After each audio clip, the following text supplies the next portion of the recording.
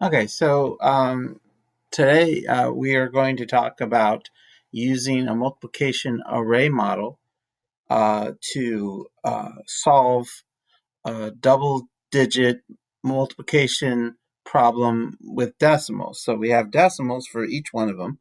Now, this only works if you have uh, a whole number and a tenth times a whole number, or a whole number and a tenth times another whole number and a tenth.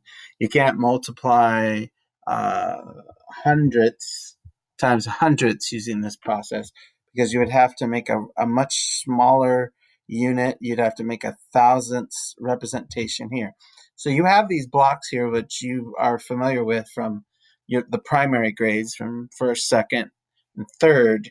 You use these to represent hundreds and tens, and these would be the ones. Uh, for the higher grades, we refer to these differently when we're referring to decimals. So when we're talking about the decimal places, this would be a whole number. So this 2 down here would be this number 2. And these 3 rods of tens are tenths in this case because this is 3/10. And then the same thing here. We have 3 across.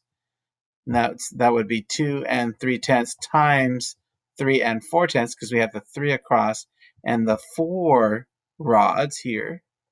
And each one of those represents tenths in this case. But we're still going to refer to them as hundreds and tens and ones as we work this process here. So how would I start this? How would I go through this? So first, if I was making the problem, and we're going to give you a website as part of this, um, that you can go to, and there will be a link later on in this slide uh, that will show you how to do this process.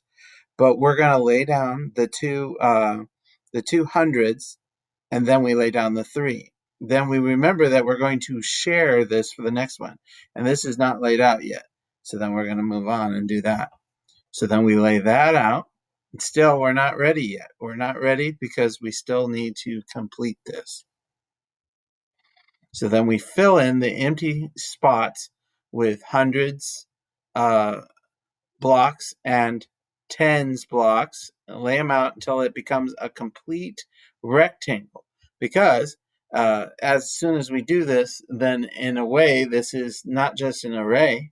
We can perceive this as a sort of like an area model because we have created the area of 2 and 3/10 by 3 and 4/10, just like when we're doing our rectangle, finding the formula for the area of a rectangle. We multiply its length and its width. This is the same thing, but of course, if we didn't fill this in, then it wouldn't be representative of the full space that we're talking about. So then we fill it in, and you're going to still see that there's a gap here, and that's where we put in the ones units. And these ones units represent the hundreds. So that second place value after the decimal to the right, which isn't here, but when our answer comes out, you're going to find that you have a ones place answer, you're going to have a tens place answer, and you're going to have one more number to the right of the tenths because this was produced. Because as you laid it out, you notice there was a gap. So fill in the gap, and then you would count it, boom, boom, boom, and then count all of them, and then you would know what to put in it. And you might notice too that there's like 12 here. So then that means you'd have 2 that would be stay in the hundreds, and then that 1 would carry over to whatever the rest of this is. So whatever this is would be in the ones place, all of this, and then the other parts. Okay, so we're going to talk about that really quickly. So we counted them all up, and we got 6. Then we had this part, and we counted 9/10. And notice we're going to exceed. We're going to go beyond what we need to. So it's going to carry over in the ones place again. And then we have 8/8. Another way to refer to these is you could say 6, and then you could say plus 8/10, or you could say 80 hundredths and 90 hundredths. So let's add these two. If you were to add these two together, just these two, you'd have 100 or 1 and 7/10 or 1 and 70 hundredths. And then you would add that to this, and that would become 7 and 70 hundredths plus this 12 hundredths. And then that would give you 7 and 82 hundredths as your total. And notice how we became an area model in our process, because we could have thought, oh, there's this big space here. This is for our ones. And then you have these smaller, sort of long spaces. Oh, that would be for our tens.